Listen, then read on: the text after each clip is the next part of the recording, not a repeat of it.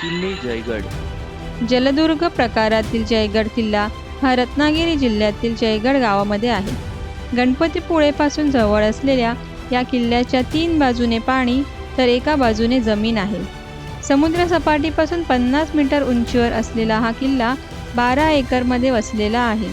मुख्य किल्ला आणि पडकोट अशा 2 विभागात किल्ला विभागला गेलेला आहे. मुख्य किल्ला म्हणजेच बालेकिल्ल्याला 14 बुरुज असून पडकोटला 10 बुरुज असे एकूण 24 बुरुज आजही मजबूत स्थितीत किल्ल्याने आत गेल्यावर समोर खंदक आहेत.